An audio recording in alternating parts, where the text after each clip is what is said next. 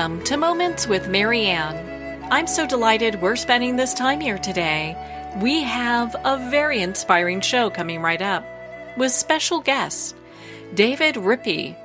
And he's here today to share with us his book, The-Immortal-Soul, The Journey to Enlightenment, Case Studies of Hypnotically Regressed Subjects and Their Afterlife. Now, have you ever wondered about past lives, lives in between lives, or soul council meetings? Today's special guest, David Rippy, is bringing us to the doorstep and threshold of what lies behind our mortal states. Now, many of you know David. He's an inspirational author and speaker who helps people live their best lives. At the age of 25, in the midst of beginning a career at a Fortune 50 company, David's life changed dramatically when a car accident left him paralyzed from the shoulders down. Despite this life-altering injury, he formulated a vision for his life. He became determined to fulfill his ambition to become a money manager and did. He went on to have a long and successful career working for both Merrill Lynch and the Vanguard Group. After achieving his dreams, David wanted to help others reach their goals and live their best life in spite of facing the greatest hardships of their lives. So let's welcome to the show, David Rippy. Well, thanks, Marianne. I appreciate the opportunity and look forward to discussing life after death, among other things. Well, thank you, David. My goodness, what an honor it is to have you here to talk about this. And I have to ask you, what inspired you to write this book? Well, I've always had a curiosity myself. I grew up in a standard Midwestern upbringing. I attended a Presbyterian church when my parents had time to take us. And kind of always had that curiosity. I really had no knowledge whatsoever of other religions like Buddhism or Hinduism where they believe in reincarnation. So growing up in the Midwest, we didn't hear anything about that. And the older I got, I kind of discovered probably in my early 20s, I discovered Edgar Cayce and, some other people out there like Dolores Cannon and Brian Weiss. And, I always thought there was more to just this life we're in now. And kind of sought out a long journey of not only educating myself, but starting to do some past life regressions when I was in my early 20s personally. And saw remarkably different lives, different from the ones I'm leading now. An introverted person back in 1860 outside of Lexington, Kentucky. Looked totally different. And I said, wow, is that really me? And the second time back to this pretty well-renowned past life regressionist. The same life, just different clips, different visuals of that life. And I felt myself sort of absorbing almost that personality for the first 2 weeks afterward. I felt myself a little more introverted, a little more reclusive. I'm usually a pretty outgoing person. So I did see, kind of that feel of that person's personality as well. So fast forward to the third regression, these are about 6 months apart and, a whole different life, living up near Rhode Island, spent summer vacations at Cape Cod and things like that. And was a female in that life. So that was a whole different ballgame than what I didn't expect. Then we started doing our own past life regressions on people, which started out at first sort of more in the pain realm. I'm paralyzed from the shoulders down. I was in a car accident in my early 20s. And that was another thing that kind of led to the exploration of the soul. Are we immortal? Do we have more than one life? Because I thought to myself, here I am, 6'2", about 190 pounds and athletic and all that. And next thing I know, I'm sitting in a wheelchair at about 4'8". And I said, wow, what a change of environment. And, is this it? Did I choose this life or is this all I wrote? I'll just have to make the best out of what's left. So that kind of started that journey. And then the more I read, I learned a lot more about the different ascended masters that came back and spoke of reincarnation. And what I find interesting is that, and a lot of people aren't aware of this, but if you go back to 553 AD under Emperor Justinian, well, that was the year they took reincarnation out of the Bible. So he had leaned on about 165 church elders But prior to that, the Council of Chalcedon in 451 AD, and all the way from Christ's death, they spoke of reincarnation. Saint Gregory, Basilides, Origen, all the early church fathers. And then after 553, it just sort of disappeared from our understanding. And, we're talking 1470 odd years that, most people aren't aware of that. And now you see this kind of reemergence of people who, with the Buddhist traditions being a little bit more popular and understood, people are looking at reincarnation as possibilities. And you hear people that are going through different situations that, possibly happened in a past life that are affecting this life, and, going through hypnosis and discovering these things. It's really remarkable. I can speak to that a little bit if you want me to, Marianne. I've had people have come to me with pain that was undiagnosed conventionally. They'd been through the MRIs, the CAT scans, the specialist, and they still couldn't figure out why we had this pain. They couldn't trace it back to an injury, maybe playing, sports, whether male or female in high school or college. So nothing to really attribute it to. No car accidents, nothing. So one girl came to me, an occupational therapist, about 28. This is about probably 6 months ago, and said, I have, she wanted to do a past life. That was one of her first priorities. And, she said, Dave, I have this sciatic nerve issue in my left leg, and I can't get over it. I've done this and this. And like I said, she's an occupational therapist, so she's well aware of the healthcare field injuries. So she came, I said, well, we can look into that as well. So after about a couple of past lives we uncovered for her, I said, let's go, if there is one, let's go to the life that is a source of this pain that you're experiencing in your sciatic nerve. So anyway, next thing she's doing is painting me a picture of a revolutionary battlefield where she saw herself in uniform. She saw herself getting shot with a 50 caliber muzzle ball right in her left hip. So that dropped her right there on the battlefield. She was traumatized, obviously bled out, died. And that memory that we uncovered for her led to this leg no longer having a sciatic nerve issue. In other words, I find that the first time they uncover this in a past life regression, it's shocking. They're seeing themselves lying there. They're dying. And they see their, like their spirit come out of their body, their dead, dying bodies. So that's, so what can happen though, the more they relive that, the more, and also of course during the session we're telling them that this no longer affects you. It's a past life. You don't need to be impacted by this. It shouldn't hurt. And after they watch or listen to the recording, 3 or 4 or 5 times, that pain just keeps dissipating, just keeps going away. Until finally, it's almost like all of us have watched a horror movie at one time or another. I mean, we can all recall Friday the 13th with Freddy Krueger. I think that's the one. But anyway, what happened was that the more you see that traumatic event, the more you visualize, the more you're there and feel it, the less impact it's going to have. It's like anything we see too much of. It kind of numbs you for a while. And we can also work on creating new pathways in our subconscious, and that's what happens next.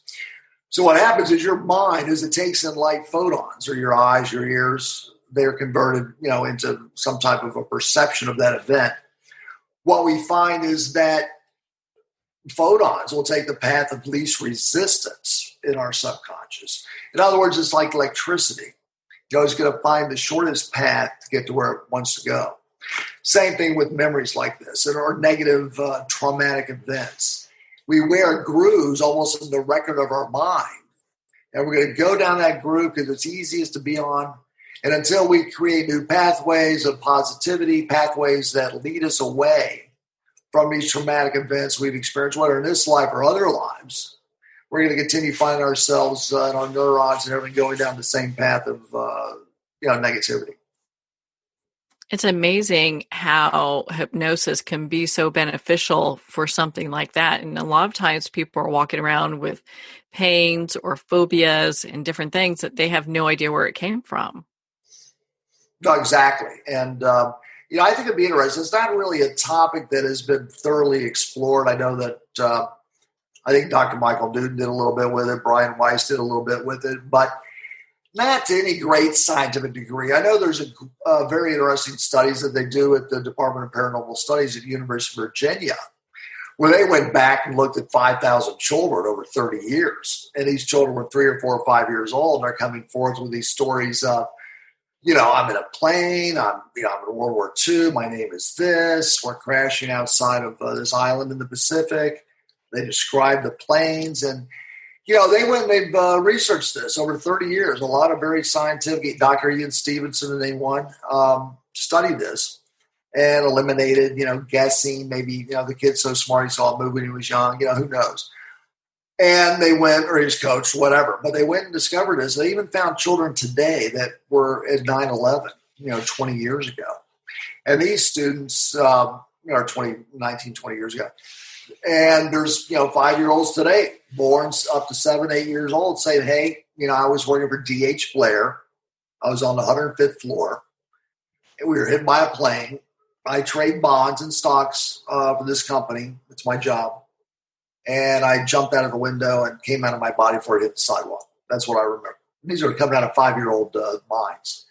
So it shows you, this is University of Virginia, so they did a very thorough study on past lives and fascinating stuff.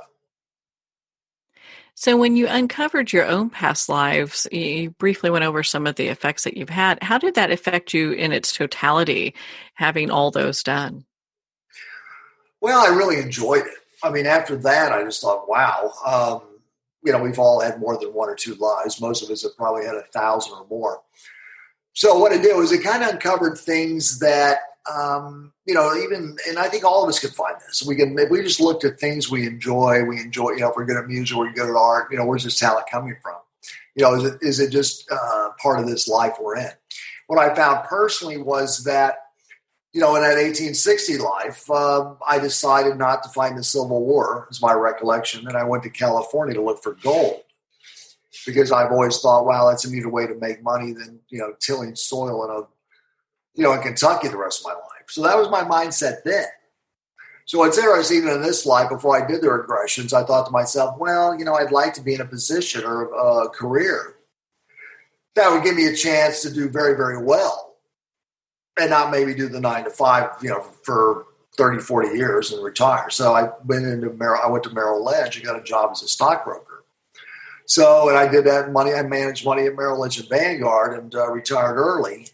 And I saw patterns of that, let's get rich quick, or let's at least have a chance to do that beyond playing the lottery. So even my career choice in this life was kind of influenced, I think, by that 1860 life, looking for gold.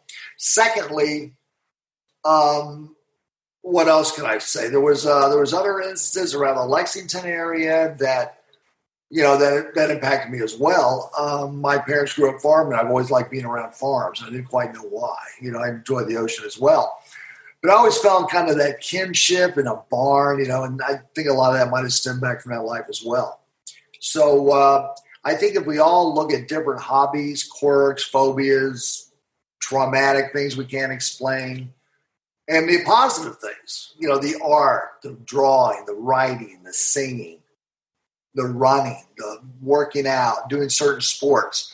I think a lot of us can find traces that lead back to other lives where we, we are affected by it negatively or positively. Yeah, you can see where, you get people who are really good at math or really good at whatever sport or swimming or what have you. And it's almost like they're kind of born with this ability. And so it's interesting to look back and see, if that really did truly come from a past life and how it's influencing this life. Yeah, I agree wholeheartedly. I think that, we're souls. Just because they took it out of the Bible 1,480, 70 odd years ago doesn't mean it's not real. All those Ascended Masters talk about it. They talk about it. And, it started with Plato kind of 300 and 400 BC, talking about the immortality of the soul. And a lot of the early church fathers in the Bible adopted a lot of his thoughts on the soul. So I think what we can find, if we look at ourselves, whether it's in, talent we uncover, something that kind of laid inside us and all of a sudden it becomes less dormant. I think if we look at that, we look at other situations where some people are just amazingly gifted at 4 or 5 years of age, whether it's a Beethoven or a Mozart type. I think that we will see that life, they brought those gifts down in this life from other lives and other talents they've had in the past. And I think it extends to there's some people in the world who just have gifts. I've reached out to what I consider some of the gifted psychics in the world, like the won international challenges. They see ghosts. They can look at your body and do it like an X-ray. Just amazing, amazing talents.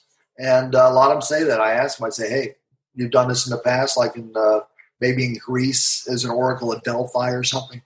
And they all say, yes, I did this. My grandma was good at it. And I've had other lives as a healer and other lives as this. And I see a lot of people I've hypnotized that are in the healthcare profession.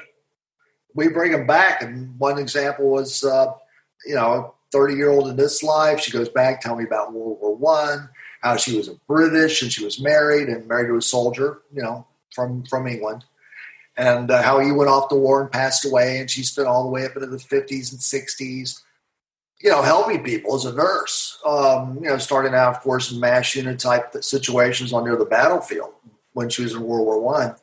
And recounting this graphic and this visual scenes about how, she got older at 30 and then 40 and then 50, then her grandkids are getting older and her granddaughter's going into nursing also.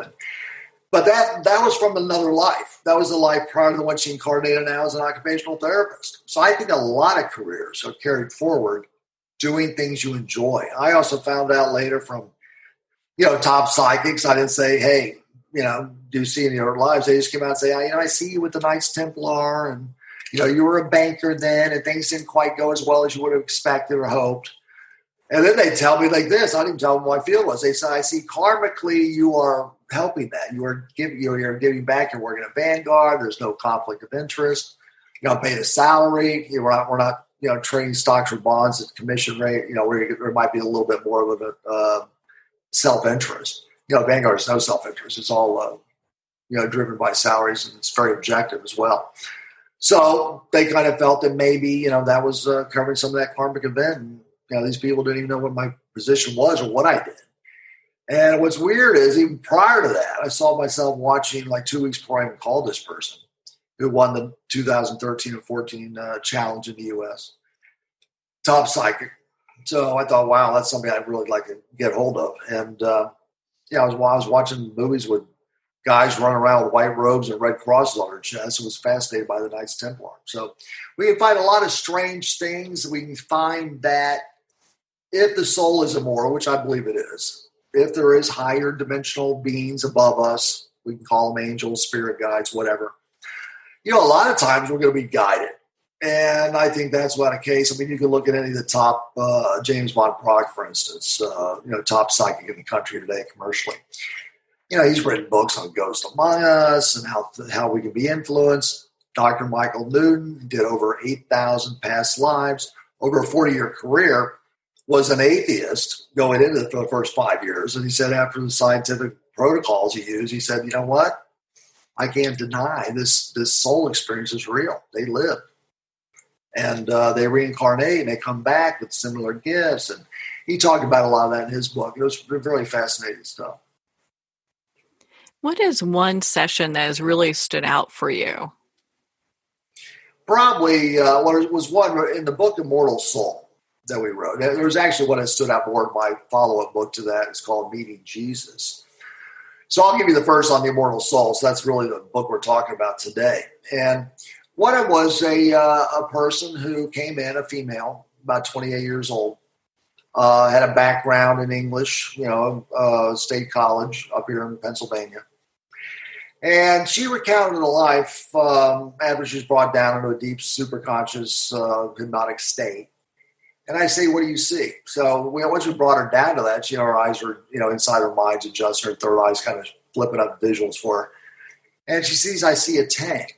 And I didn't even think about any military type thing. I go, really? What, a water tank? And she goes, no, a military tank. And I go, really? So I thought, wow, we have, this could be a fairly interesting story. So she recounted a life as a Nazi. She recounted a life to where she took others' lives and that she was in this tank battalion. She knew words in German. She started speaking like in coordinates almost toward the middle of the book and or middle of the chapter. And, told me right off, I'm with the Third Reich, 18th Battalion. We're a group. We have a Panzer tank. It's the latest in technology. Panzer means armor. So just things she had no clue about. And I had no really idea about it. I mean, I'd heard of Panzer, but I didn't know much about it. And how they were at the Belgian border and what year it was and what date it was and how they got hit by the British. And they blew up their tank because their tank had one flaw. And that was the gas tank was a little bit exposed in the rear, allowing, a British or American tank to hit that and blow it up. She described the life how she got blown up in the tank, was flown across it, her leg came off, her jaw got hit, and that's all she remembered. Next thing, she's standing outside the tank as a ghost. And then I go, where do you go next? And she recounts, she goes, I go into a faceless, mute darkness. There's nothing but darkness. I go, really? Why are you there? We, of course, pretty much figure out she's a Nazi. We kind of figure out why she's there. But I want to hear what she said. And she said, because I took others' lives. And I go, really? Okay, what else did you do? And she recounted her sins in that life and said, I put the Nazi party above my family. I would have killed my family if I was asked to do so by the Nazi party. So here she is, this 26, 7, 8-year-old, female discussing life as Lieutenant Herzog, who got blown up in a tank at the age of 23, gave her the children's ages, their names, their wife's name, the parents' name, where they lived. Just amazing detail. And then while she was in there, right after that, she goes, I put myself in this like purgatory type state. So hell, and I've had people kind of question this with me occasionally, but light is where we want to strive toward. There's light and there's dark. We all know that. We've all been afraid of the dark as the sun comes up and down in nighttime stories. So that's why it's been kind of beaten in our biological, superconscious, subconscious states, is that the dark can represent danger and stuff. So anyway, she was a Catholic. A lot of Germans are Catholics back then. So, she put herself in that. She said, I'll be here for an age. It's 1,000 years. And I go, wow, that's a long time. We don't have, of course, we don't have that much time on our hypnotic session to hypnotize you for 1,000 years. So I go, let's go to the end of that darkness. Go to the very end of that darkness and tell me what you see. And she started trembling. Her voice is shaking. And she says, I see a pool of light. So I go, really? How big is this pool? She goes, it's like a small lake, a pond. She described it a little bit. And I go, what's going on? She goes, it's engulfed me, and I'm in the middle of it now. And I go, what else is going on? She goes, it's vibrating.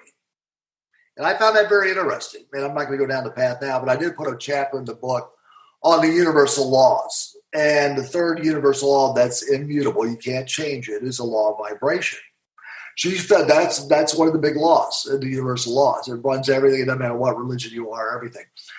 So anyway, she's describing this vibrating light that's engulfed her body, her soul.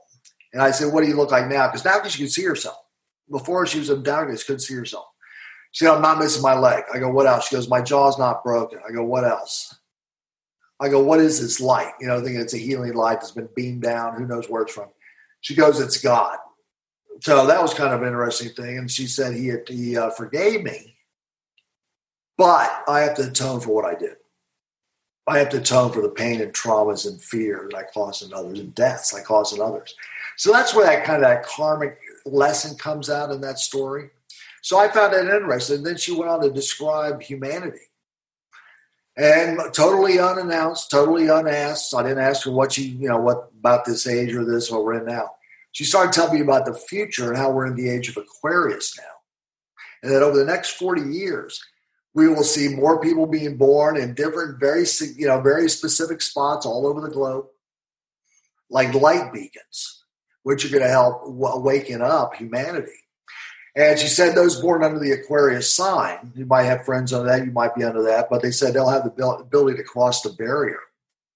And I'm thinking, barrier? And I said, what barrier? She goes, that's what separates us from God or from source. So they'll be more psychic, they'll be coming, they're going to be in all different cities, states, countries. And that's going to be over the next 40 years as we enter more of what a lot of people consider, an awakening. And that's going to take place probably over the next 40 years going forward. Well, that's fascinating. I mean, it must have been very interesting to have that discussion and going through that with the session that you're having with this young lady, and how is that affecting her life today? Is she having to, because if we look at the story in its totality, she went through these things, she's forgiven, but she has to make an atonement. Is this something that you see often? No, I see him going in front of soul councils to where they didn't pass certain lessons like patience or ego, and they're going to come back down and have another life with cosmic amnesia. They're not going to tell you why you're here to learn patience. You're just going to have another life to learn patience. So it really, it could have. She's a strong person in this life.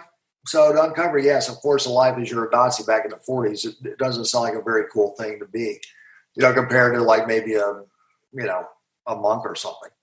But what it did really impact her to that great degree that I noticed going forward. I mean, it is tough information to hear. So it's almost best sometimes to say, hey, that memory's fading out. You've lost track of, that. And I think that works better. We kind of took that approach that, I didn't want a 28-year-old to be scarred with a life as a Nazi. There's a lot of, that life is fading. It has nothing to do with it. You learned your lessons, But there's always going to be that possibility of the karmic event, obviously, going forward, which I think is a real thing. It didn't put her in a therapist's office or anything like that. So, and you talk them down. I mean, you're saying, look, that's another life. That's over. You've had 1,000. Yeah, sure, that was a bad one. Not a good one. But look at these other lives you've had. Look at the positive things you've done. It's a balanced story. And yes, that's, and the thing is also don't forget that unless she signed up to be awake in that next life, she could have another life as a, poor, starving person in Africa or it could be in Palestine, who knows, to where, she's getting shot at. There are positive things, obviously, a lot of positive lives where you've done this, and helped others, and you'll come back and do it again. It could be as a nurse, it could be as a doctor, it could be as somebody a little bit more into the esoteric, or not even esoteric, but more into the alternative possibilities where it would, involve more cool things like meditation or hypnosis or crystal healing or shamanism. I had a lot of people come to me that, wanted to explore themselves. They wanted to come. They might add some pain too. Of course, we're going to work on that first. That's always important. It makes it a lot nicer doing a life without pain. But we also going to explore some of these talents. And people that have recounted lives to me as shamans and Indians, and you go back and they'll have a trail of these type of lives, but they still have to do all the lives. And I believe if you look at different things and things I've read, I'm not going to be able to tell the exact source, but there's probably 64 archetypes that we're all going to experience, whether it's the slave, the warrior, the leader, the doctor, the king, the scientist. Because as we go forward, unless we have this knowledge, these experiences in our soul growth, how can we really understand or even get closer to the mind of Source or God or Brahma or Yahweh or whatever you want to use for God, your religion? So we really need to understand all these things. We have to live these things, good or bad. Sometimes we're not going to get the best look at life, and I've seen those, just like I recounted a little while ago. But there will be good lives in her to balance that. There'll be lives where she spends it maybe instead of directly getting shot at, like she had done herself as Lieutenant Herzog. Maybe it's a life where she's a nun working to help try to save Jewish children from being rounded up. And then she's eventually caught and spends 10 years in jail or something. So these are the type of things that you see can also balance karma. It's fascinating how this all comes together, and there's reasons for so much when you really get down to what the root is with all of this. Well, gosh, David, I mean, we could talk forever in regards to The Immortal Soul. I found it to be a completely fascinating book. Where can our listeners connect with you and learn more about your work? And also, are you, because I know you're extremely busy and sought after, are you still having hypnosis sessions available for people?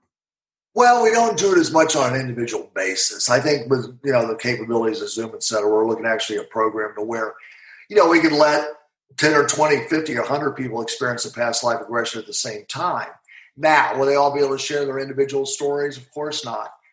But through guided imagery, we can have that, and once they get off the recording and what they see in their mind, they can write it down. And I think also you'll find that, and I've done this before, you can do group healings too. Because I use mostly a golden light approach, which, comes down inside every cell. So obviously, if you have golden light coming in every cell, taking away the redness, the darkness, the trauma, you're going to benefit from it. I don't care what your injury is. I've had an MS lady we did up in, it was actually a favor for a friend of mine in California. He was like, he was an executive producer on some shows, but he says, I got this friend with MS. She's been living with it 30 years. So I hypnotized her, and bang, her pain was gone with the MS after that. And she recounted a couple of amazing lives. And what she did find out, what she didn't know, that she had actually taken it, that she admitted this. She said, I took this life of MS now because I didn't pass patience or ego my previous 2 lives. And when we hypnotized her, you could see this energetic spirit. She's out riding the horses at 87 back in the 1850s. Just amazing woman and strength, and just bang, to slow her down so she could get through patience. She decided to take a life with MS, which would definitely lead to patience. So, David, where can our listeners connect with you and learn more about your work and be part of your community?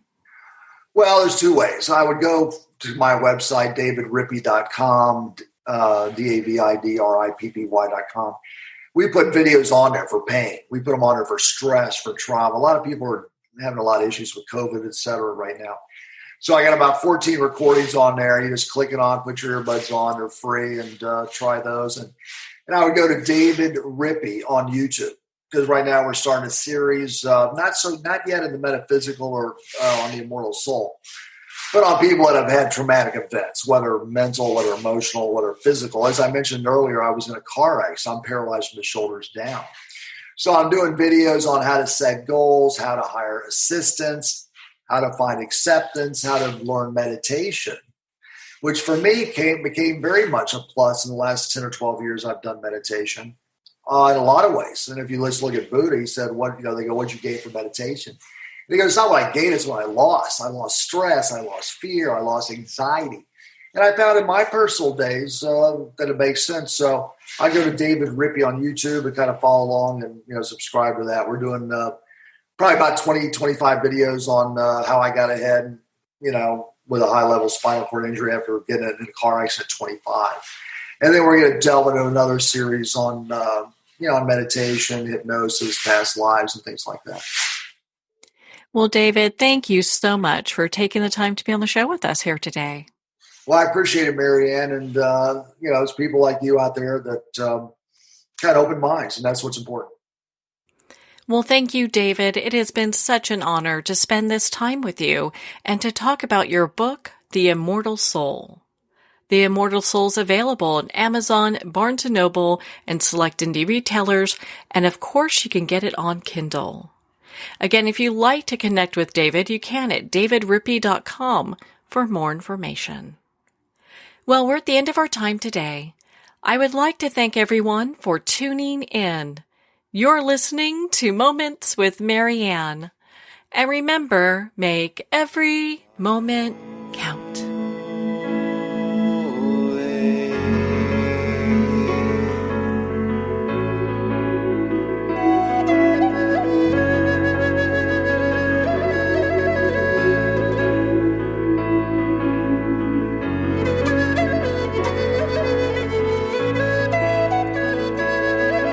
In a single moment, your life can change. Moments with Marianne is a transformative hour that covers an endless array of topics with the best of the best. Her guests are leaders in their fields, ranging from inspirational authors, top industry leaders, and business and spiritual entrepreneurs. Each guest is gifted and a true visionary, a recognized leader in her own work, and while teaching others to develop, refocus, and grow, Marianne will bring the best guest and sometimes a special surprise. Don't miss this. You never know just which moment will change your life forever. Moments with Marianne airs every Sunday, Monday, Thursday, and Friday at 8 p.m. Eastern and 5 p.m. Pacific Time. Make sure to tune in and visit momentswithmarianne.com for more information.